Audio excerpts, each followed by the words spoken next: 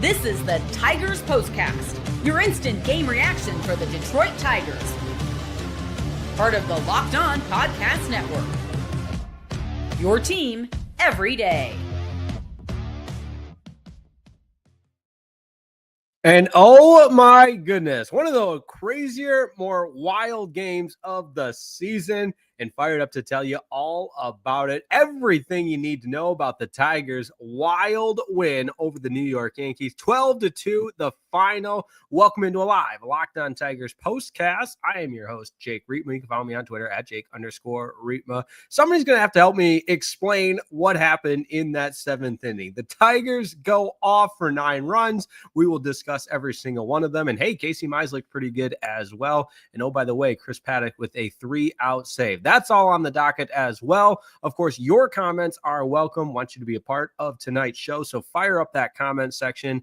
And oh, yes, we'll have our biggest talking point, which I think we all know what that will be. Our biggest turning point. Yes, probably one of the same there. And our player of the game. So buckle up, dial it in. This is the live Locked On Tigers postcast. As a reminder, if you haven't yet, make sure you subscribe to the channel, which, by the way, what are you waiting for if you haven't yet subscribed? Because where else are you going to find a fun post-game show after a wild win like the Locked On Tigers Network? Your team each and every day, free and available wherever you get your podcast. Make sure you check out The Daily Show with Scott Bentley as well. I see the comments coming in, and I feel the same way.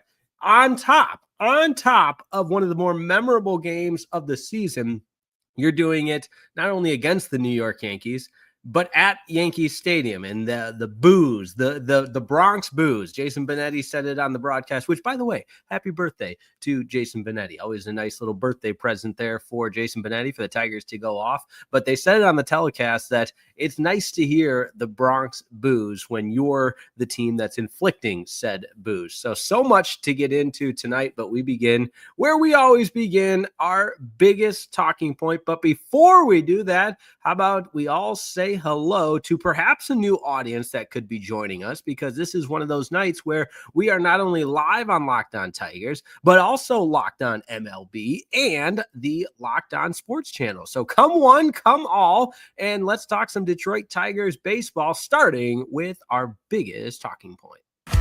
This is what you'll be talking about.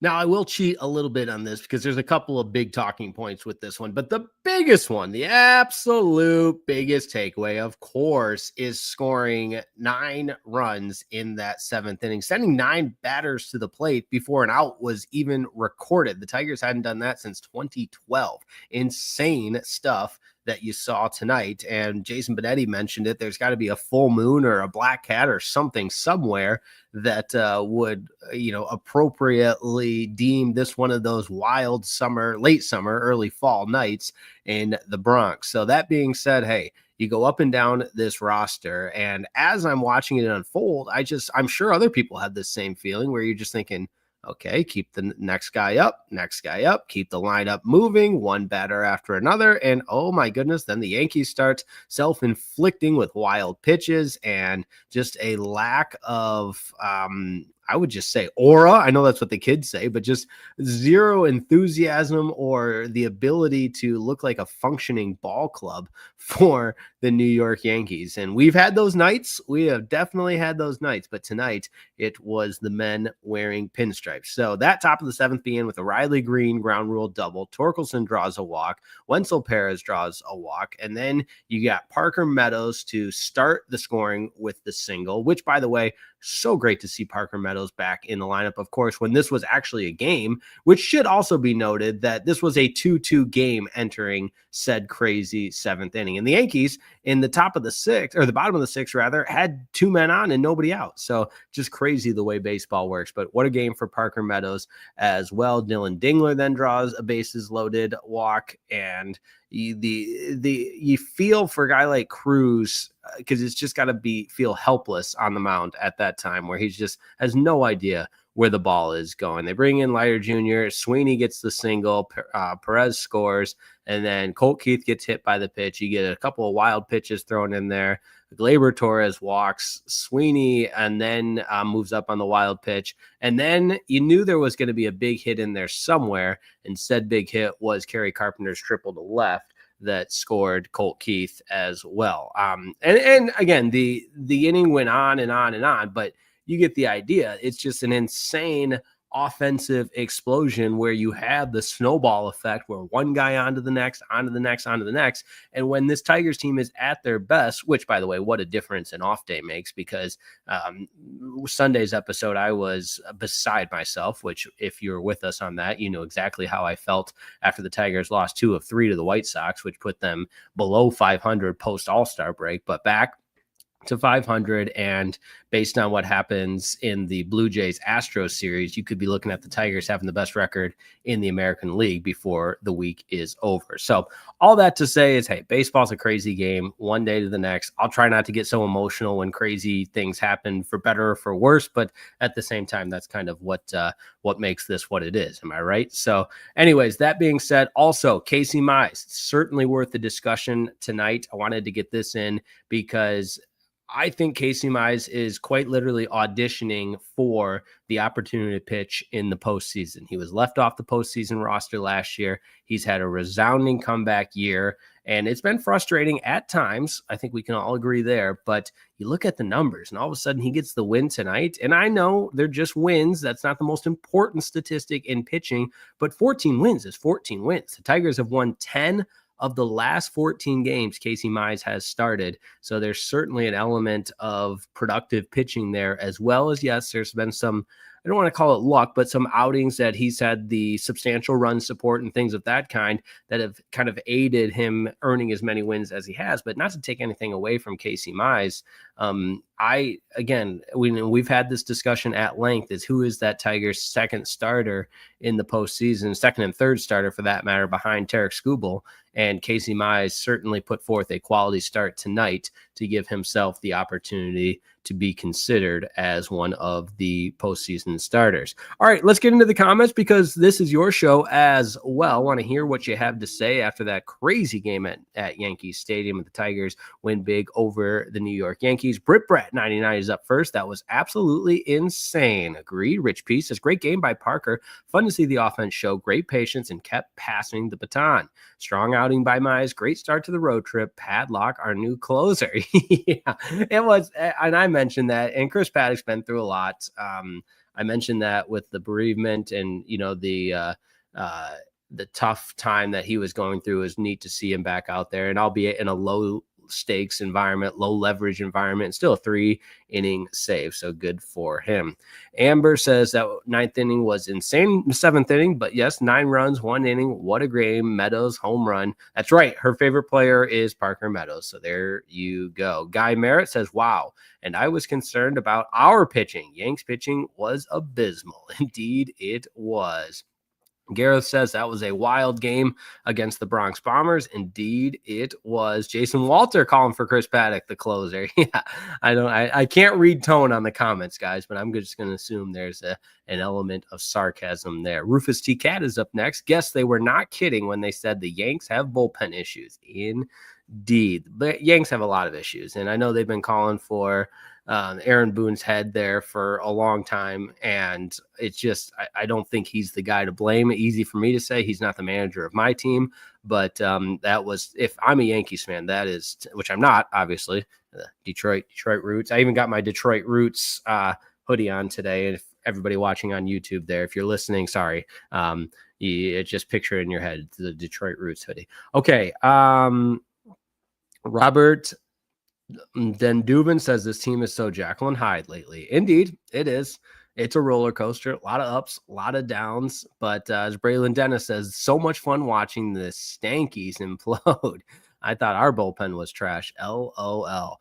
Yeah, guys, we're all on the same page after a wild one tonight. Let's keep it rolling, keep it moving. We'll keep the lights on Locked On first, but don't go anywhere because we still have to get into our turning point and our player of the game. So let me hear your votes for player of the game in the comments back in just a second on the Locked On Tigers postcast. Hey, this episode of the Locked On Tigers postcast is brought to you by our good friends over at Game Time. There's nothing quite like catching a baseball game live. The energy, the crowd, the chance to see your team in person. And you know what? If you were there tonight, maybe on the road trip, there's something about being a visiting fan in a new ballpark as well. But all of that's great, but how about actually getting tickets? That's the tough part. Queues, login screens, surprise fees.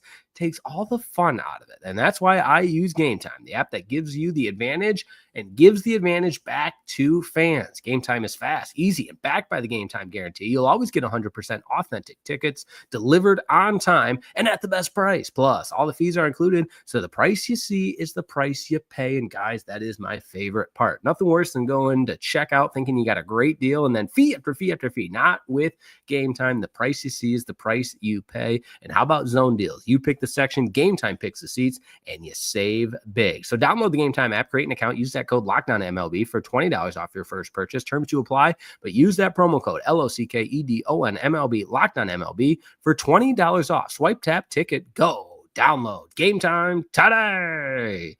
This episode of the Locked On Tigers postcast is also brought to you by our good friends at Monarch Money.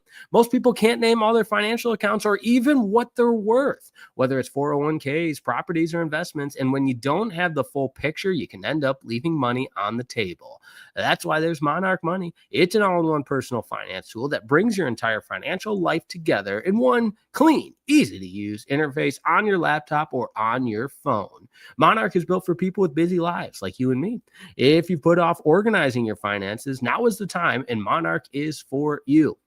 Monarch does all the heavy lifting for you, and you can link all your accounts in minutes, see clear data, visuals, and get smart categorization of your spending so you know where that money is going. And finally, feel in control of your money without ever touching a spreadsheet, which is great because I hate Excel.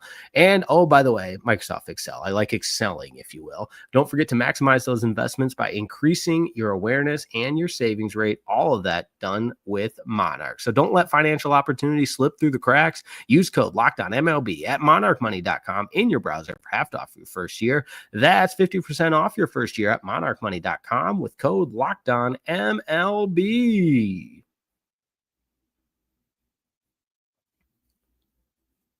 We're cruising right along on a live Locked On Tigers postcast after a 12-2 win to open the series in New York against the Bronx Bombers. Not too much bombing done by the Bronx Bombers tonight. Tigers take the first game of the series and we'll go for a series win tomorrow. Before we get into tomorrow's pitchers, how about tonight's turning point? Let's do that right now. It's the turning point. Time to reveal where the game was won or lost. It's the turning point.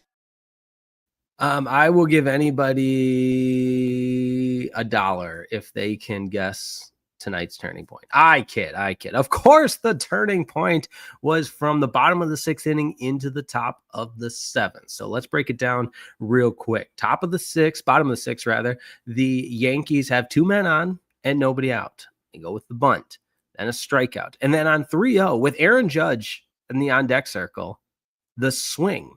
And Casey Mize body language said it all. He was grateful that the batter swung on 3-0 in the bottom of the sixth inning to essentially wipe out what could have been a really, really difficult time for the Tigers. And to get out of that was huge, absolutely huge. And I apologize. That was in the bottom of the fifth, but you get the idea. So Jazz Chisholm singled, and then you got Wells singling, 2 on, and Volpe fouls out, followed by the strikeout, and then the fly out to center. So Grisham made a really nice catch on one of the outfield plays, taking a home run away from Sweeney tonight, but at the plate, just very ill-advised to swing there. And then from there, the Tigers go on and rattle off 9 runs in the 7th inning. We went through them all, but you get the idea. You score 9 runs in an inning, that's going to be your turning point. How about the player of the game? This is the Locked On Player of the Game. It's got to be Parker Meadows, and the boost and the lift he provided tonight, and does so, having him back in the lineup, is so critical for this team. Benetti even mentioned it tonight that we had a similar feel in a September game against the Padres last year when he hit that grand slam. That was such a lift for this Tigers team. But tonight, he has the home run. He has 3 RBI, the RBI single as well, the 4th home run of the season for Parker Meadows, and just great to see him contributing to this offense. We know the defense he can play, and it's so impressive the way that he has stepped in and been a valuable asset for this team. Also give a little shout out, honorable mention to Casey Mize, like we did earlier in the program, because another quality start from Casey Mize, his 14th win of the season. All very, very impressive stuff. So that being said, Tigers and Yankees will do it all again tomorrow. Looking forward to that. It's a 7:05 first pitch from Yankee Stadium. You got Jack Flaherty on the bump for the Tigers, Carlos Rodon for the Yankees. Good pitching matchup. Flaherty 7-13 on the season, 4.85 ERA, 171 strikeouts.